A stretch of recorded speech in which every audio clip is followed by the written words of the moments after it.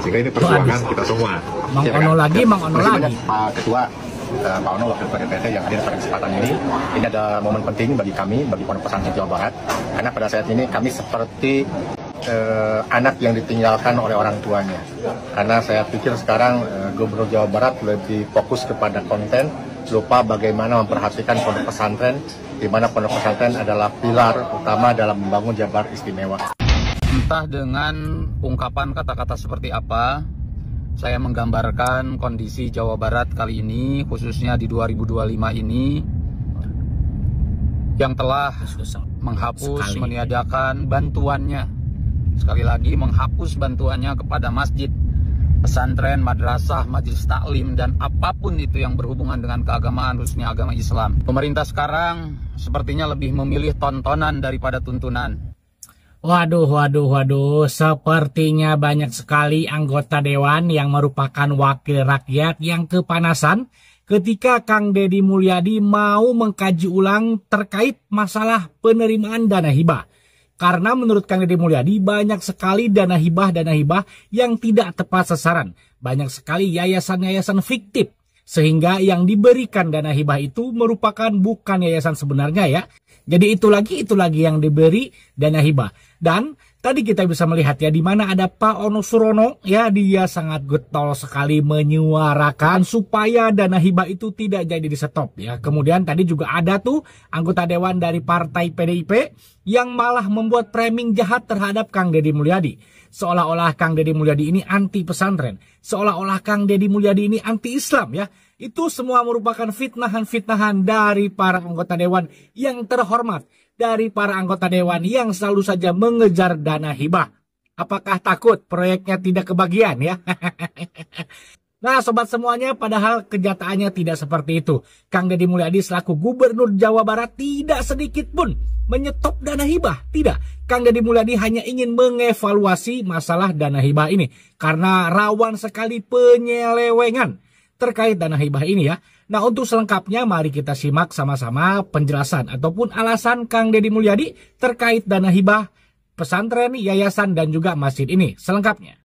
Jadi begini ya kan, itu adalah bagian dari upaya kita dalam membenahi manajemen tata kelola hibah. Itu loh. Tata kelolanya bagaimana? Satu, agar hibah ini tidak jatuh pada pesantren yang itu-itu juga.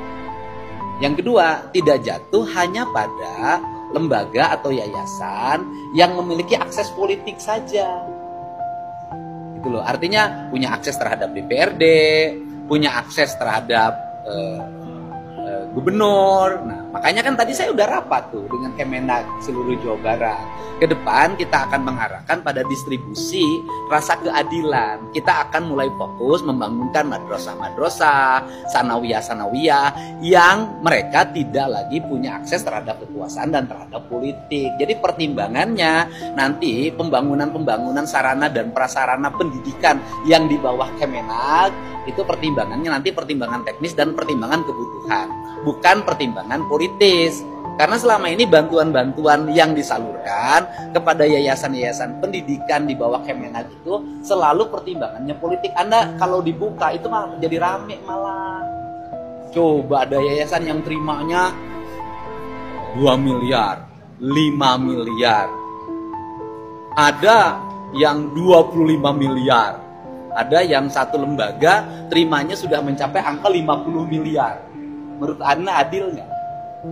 Kalau mekanisme akan dirubah ya? Akan dirubah nanti mekanismenya.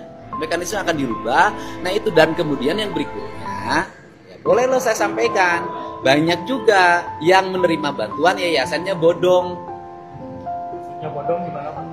Oh, kayak masa emang ngerti bodong, udahlah nggak usah terjemahin. Ini adalah bagian audit kita untuk segera dilakukan pembenahan. Jadi tujuannya untuk apa? Karena ini untuk yayasan-yayasan pendidikan agama, maka prosesnya pun harus beragama. Nah, tadi kita bisa mendengar ya penjelasan dari Gubernur Jawa Barat Kang Deddy Mulyadi terkait dana hibah. Jadi kepada wakil rakyat ya, anggota dewan yang terhormat, terutama Mang Ono Surono, jangan suuzon terlebih dahulu dong.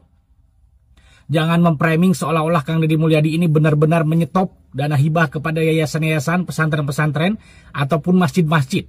Dan juga kepada anggota dewan tuh dari partai PDIP, saya nggak tahu namanya siapa, nggak penting juga ya. Itu mulutnya sangat jahat sekali. Di mana-mana ia memframing seolah-olah Kang Deddy Mulyadi ini anti-Islam. Seolah-olah Kang Deddy Mulyadi ini anti masjid. Seolah-olah Kang Deddy Mulyadi ini anti pesantren. Padahal sebenarnya Kang Deddy Mulyadi tidak menyetop dana hibah itu. Kok Anda yang kebakaran jenggot ya? Apakah Anda kehilangan proyek? Tadi kita bisa mendengar sobat semuanya ya, alasan Kang Deddy Mulyadi mengevaluasi terkait penerimaan ataupun pengeluaran dana hibah ini. Karena selama ini di Jawa Barat banyak sekali pesantren-pesantren ataupun yayasan-yayasan fiktif. Jadi ketika mengajukan proposal atas nama yayasan A misalnya, diajukan dana hibahnya keluar, sementara yayasannya tidak ada. Nah itu seperti yang dimaksud yayasan fiktif. Kemudian ada juga mengajukan proposal atas nama pesantren, atas nama masjid ini, dikasih 1 miliar, nyatanya yang keterima kepada pihak masjid, kepada pihak yayasannya hanya 10 juta. Wow, itu tentu saja uang sangat menggiurkan sekali. Jadi di situ yang ingin dievaluasi, yang ingin diperbaiki oleh Kang Deddy Mulyadi. Ini wajib menurut saya. Saya sebagai warga Jawa Barat sangat setuju sekali mengevaluasi terkait penerimaan dana hibah ini. Karena jika tidak dievaluasi ini akan keenakan. Apalagi anggota dewan dari PKB itu yang nomor 2 tuh yang pakai peci, dia selalu membandingkan zaman RK kemudian zaman akhir katanya. Dana hibah itu selalu mengalir dengan lancar. Oh, tidak bisa seperti itu. Uang rakyat kok itu. Enak bener gitu kan. Digelontorkan begitu saja. Dan yang masalahnya ini penerimaannya nggak jelas. Penerimaannya gitulah. Karena contoh, ada juga orang-orang yang mengajukan proposal mau membangun pesantren ini, mau membangun masjid ini kan. Nyatanya yang diberikan kepada ketua yayasan ataupun kepada ajengan-ajengan di kampung paling berapa persen. Jadi elit-elit itu sendiri yang menikmati dana hibah itu. Jadi ini rawan korupsi, rawan penyelewengan ya, menyunat anggaran dari provinsinya, dari pusatnya itu dana hibahnya 50 miliar yang sampai ke yayasannya cuma 10 juta. Jadi banyak sekali sekarang ketua yayasan yang pakai mobil, Pajero, Alphard, mewah-mewah sekarang ketua yayasan itu ya. Nah, jadi Kang Deddy Mulyadi menghindari upaya penyelewengan, menghindari upaya korupsi. Nah, jadi janganlah Kang Ono Surono ini mendatangi pesantren ini itu apalagi tadi tuh Pak Ajengan siapa tadi namanya yang mengobrol dengan Mang Ono Surono itu mengatakan ia seperti anak tiri katanya ya. Kang Deddy Mulyadi lebih fokus kepada konten daripada dana hibah. Loh. Anda hidup dari dana hibah emang? Ya namanya dana hibah itu kan dana bantuan. Ya seharusnya jangan difokuskan sebagai keuangan yang utama dong. Masa pengennya dibantu terus, kapan berkembangnya, kapan majunya gitu loh. Apalagi setelah saya baca juga ada tuh salah satu pesantren yang menerima dana hibah 40 miliar. Wow, namun setelah dicek pembangunannya tidak ada. Kemanakah uang 40 miliar itu? Dan kenapa Kang Deddy Mulyadi ingin mengevaluasi dana hibah tetapi para anggota dewan yang kepanasan? Dan kenapa para anggota dewan yang terhormat ini memframing seolah-olah Kang Deddy Mulyadi menyetop dana hibah? Seolah-olah Kang Deddy Mulyadi ini anti-Islam. Padahal kita tahu Kang Deddy Mulyadi tidak menyetop dana hibah, Pak Dewan yang terhormat. Aduh, emang kurang cukup? Gaji, fasilitas, tunjangan dari negara kurang cukup. Kalau memang ingin memperjuangkan hak-hak rakyat yang inilah, yang berbobot sedikit kek, jangan masalah ini dana hibah ini diomongin lah, intulah. Karena sudah percuma.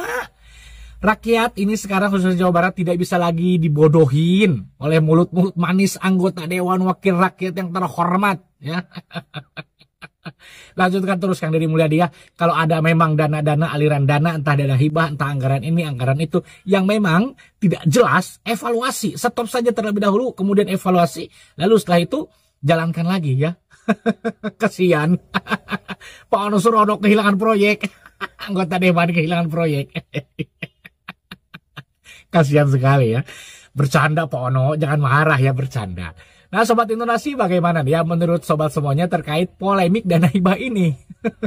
Silahkan tulis jika punya pendapat di kolom komentar. Terima kasih sudah menonton, semoga sehat selalu dan sampai jumpa lagi di video selanjutnya.